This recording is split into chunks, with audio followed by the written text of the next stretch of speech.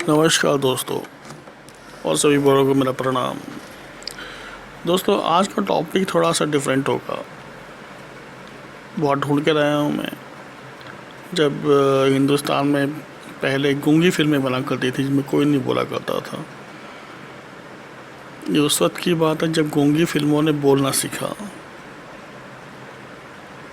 दिन था शनिवार, तारीख 14 मार्च और वर्ष 1931। इस दिन मुंबई के मैजेस्टिक सिनेमा हॉल में आर्देशित ईरानी निर्देशित आलम आरा रिलीज़ हुई। ये भारत की पहली बोलती हुई फिल्म थी, टॉकी मूवी। आलम आरा यानी विश्व का आभूषण 1931 की भारतीय हिंदुस्तानी भाषा की हिस्टोरिकल फैंटेसी फिल्म है जिसका निर्देशन और निर्माण आर्देशिर ईरानी ने किया। यह एक राजा और उसकी दो पत्नियों नवबहार और दिलबहार पर घूमती है जो निसंतान है। जल्दी एक फ़कीर मोहम्मद वज़ीर खान राजा से कहता है कि पहली पत्नी एक लड़के को जन्म देगी जिसका नाम कमर रखा जाएगा, लेकिन बच्चा अपने 18वें जन्मदिन के बाद मर जाएगा यदि नवबहार को वह हार नहीं मिला जो वह मांगेगा। इस बीच राजा को पता चलता है कि दिलबहार सेनापति आदिल पृथ्वीराज कपूर के प्यार में पड़ जाती है, जिसे राजा उसे गिरफ्तार कर लेता है और अपनी गर्भवती पत्नी को बेदखल कर देता है, जो बाद में आलम आरा को जन्म देती है। आदि को आलम आरा बनाने की प्रेरणा 1929 की अमेरिकन रोमांटिक ड्रामा पार्ट टाकी शो बोर्ड देखने के बाद मिली थी। कहानी को बॉम्बे स्थित नाटककार जोसेफ डेविड के इसी नाम के नाटक से रूपांतरित किया गया था। इस फिल्म को बनाने की प्रोडक्शन कॉस्ट लगभग 40,000 रुपये, यानी कि अगर हम कंपेयर करें 2019 में 9.7 मिलियन या $, 1,40,000 के बराबर थी। फिल्म की मुख्य फोटोग्राफी को बॉम्बे यानी वर्तमान मुंबई में ज्योति स्टूडियो में 4 महीने लगातार आदि एवं ईरानी द्वारा संभाला गया था, क्योंकि स्टूडियो रेलवे ट्रैक के पास था, इसलिए इसे ज़्यादातर रात के दौरान सक्रिय ट्रेनों के शोर से बचने के लिए फिल्माया गया था। फिल्मांकन के बाद आर्देशिर ईरानी ने सिंगल सिस्टम रिकॉर्डिंग का उपयोग करके ध्वनि रिकॉर्डिंग को समाप्त किया। फिरोज शाह मिस्त्री और बी ईरानी ने संगीत निर्देशक के रूप में काम किया। आलम आरा 14 मार्च 1931 को रिलीज़ हुई थी। इसकी बॉक्स ऑफिस कमाई के सटीक आंकड़े तो उपलब्ध नहीं है, लेकिन इतिहासकारों का मानना था कि फिल्म ने बॉक्स ऑफिस पर अच्छा प्रदर्शन किया था। आलोचकों ने फिल्म की सराहना की, प्रदर्शन और गीतों को सबसे अधिक ध्यान दिया गया। हालांकि कुछ ने वॉइस रिकॉर्डिंग की आलोचना की। सफलताओं के अलावा आलम आरा को भारतीय फिल्म उद्योग और आर्देशिर ईरानी के करियर के लिए देश की पहली बोलती हुई फिल्म के रूप में अपनी स्थिति के साथ एक बड़ी सफलता के रूप में भी माना जाता है। हालांकि फिल्म का कोई प्रिंट या ग्रामोफोन रिकॉर्ड तो अवेलेबल नहीं है जिससे यह एक खोई हुई फिल्म बन जाती है। इसके चित्र और पोस्टर कलाकृतियों में जिंदा शामिल हैं। 2017 में ब्रिटिश फिल्म संस्थान ने इसे भारत में निर्मित किसी भी खोई हुई फिल्मों में सबसे महत्वपूर्ण घोषित किया था।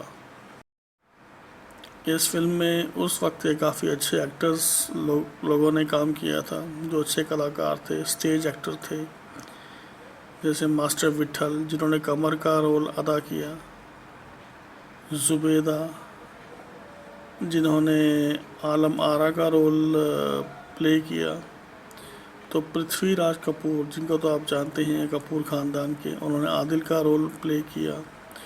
मोहम्मद वज़ीर खान एक फ़कीर का रोल प्ले किया, और बाकी सपोर्टिंग रोल भी काफ़ी थे, जैसे जिल्लू, एलाइज़र, जगदीश सेठी, एलवी प्रसाद और याकूब वगैरह। आलम आरा का साउंड ट्रैक सारेगामा द्वारा जारी किया गया था और उसमें कुल 7 गाने हैं। दे दे खुदा के नाम पे प्यारे, बदला दिवेगा यार, अब तो सितम मगरून से, रूठा है आसमां, तेरी कटेली निगाहों ने मारा, दे दिल को आराम इस साकी गुलफाम, भर भर के जाम पिला जा, और दारस बिन मोरे हैं तरसे नैना प्यारे। मोहम्मद वज़ीर खान द्वारा गाया गया दे दे खुदा के नाम पे प्यारे रिलीज़ के समय लोकप्रिय हो गया और इसे हिंदी सिनेमा के पहले गीत के रूप में स्वीकार किया गया। अन्य 6 गाने ज़्यादातर ज़ुबैदा द्वारा प्रस्तुत किए गए थे, हालांकि फिल्म के श्रेय में संगीत निर्देशक और गीतकार दोनों का उल्लेख नहीं है। फिरोज शाह मिस्त्री के बेटे केरसी मिस्त्री के अनुसार सभी गीत उनके पिता द्वारा रचित थे। इनके विपरीत फिल्म की पुस्तिकाओं और संगीतकारों के रूप में बी ईरानी का उल्लेख है। आर्देशिर ईरानी ने कहा कि उन्हें नहीं पता कि संगीत निर्देशक कौन है। उन्होंने कहा कि उनके पास केवल एक पंप ऑर्गन और तबला वादक था। इसके अलावा उन्होंने स्वीकार किया कि गीतात्मक रचना उनके खुद के द्वारा की गई थी। सागर मूवी टोन द्वारा डिस्ट्रीब्यूटेड आला मारा का प्रीमियर मैजेस्टिक सिनेमा बॉम्बे में 14 मार्च 1931 को हुआ और वहां की स्क्रीनिंग 8 हफ्ते तक चली। IFC के ऑफिस बॉय रमेश रॉय ने फिल्म की रील को थिएटर तक पहुंचाया। जब हिंदुस्तान टाइम्स के मयंक शेखर ने 2006 में उनका इंटरव्यू लिया तो उन्होंने बताया, इसे इतिहास का एक ऐसा क्षण कहा जब शो से बाहर आने वाली जनता उस फिल्म के बारे में बात करना बंद नहीं करेगी जिसे उन्होंने देखा था।